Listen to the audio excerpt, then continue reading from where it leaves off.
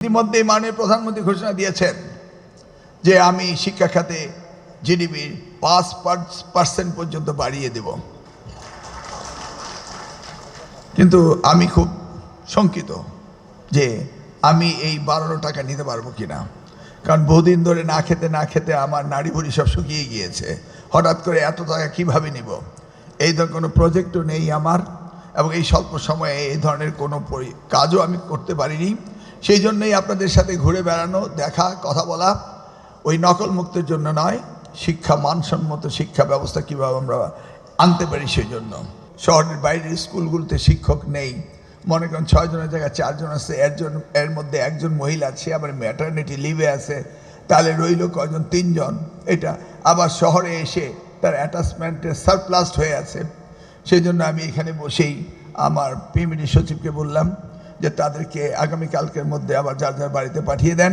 তারপর দেখি মাননীয় সংসদ সদস্য আবার আমাকে অনুরোধ করে কিনা, দেখবো আমি। বিগত সরকারের সময় 32,500 হেডমাস্টার প্রাইমারি স্কুলের, তাদেরকে পদায়ন করা যায়নি, মামলা করে আটকে দিয়েছেন আত্মীয়করণ করা শিক্ষকরা।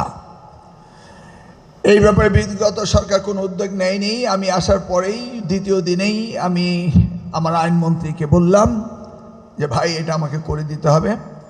আনকন্ডিশনাল আমি সারেন্ডার করলাম। এই 32,500 শিক্ষককে যখনই আমি হেডমাস্টার পোস্টিং দেব, সাথে সাথে আমার 32,500 নতুন শিক্ষক নিয়োগের প্রয়োজন, নাকি?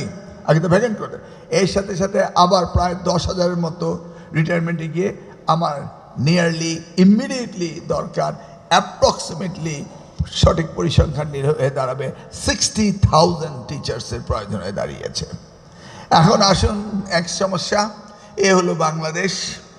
আপনাদের সমস্যা বলছি যে কারণ মাননীয় মন্ত্রী যেভাবে আমাকে কাঠগড়ায় দাঁড়ালেন, আমি যদি উত্তর না দেই তাহলে এইটার মনে হবে যেন আমি আমার ডিপার্টমেন্ট জানিও না, বুঝিও না, চেষ্টাও করছি না।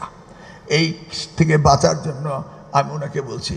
তারপর শিক্ষক নিয়োগ দিতে আমাদের পিএসসি যেইভাবে গ্রিড লক হয়ে আছে, তারাও পারেন না। ঠিক তেমনিভাবে আমার সেকেন্ডারি স্কুলও একই অবস্থা রয়েছে, সেখানেও 7,000 তো ভ্যাকেন্ট রয়েছে। ইন দ্য মেইন টাইম আরও যারা আউট হয়ে যাচ্ছেন, রিটায়ারমেন্টে চলে যাচ্ছেন, নিয়ারলি 10,000, সেটা আবার পিএসসি থেকে ওই নন ক্যাডার কলেজও তাই। এগুলি নিয়ে পুরোপুরি একটা ব্যাকলগ হয়ে আছে। তো আমি স্পেশালি করা যায় কি না সেই নিয়ে এই শুক্রবারের পরেই আমি চিন্তা করেছি, এই আজকালের মধ্যে মাননীয় প্রধানমন্ত্রীর সাথে আলোচনা করে কিভাবে আমরা স্পেশালি আমরা শিক্ষক নিয়োগ দিতে পারি, সেই ব্যবস্থা আমাদের করতেই হবে। এবং সেই উদ্যোগটা এই as a matter of fact আজকে থেকে শুরু হওয়ার কথা, এর মাঝেই কাঠগড়ায় দাঁড়িয়ে গেলাম আর কি।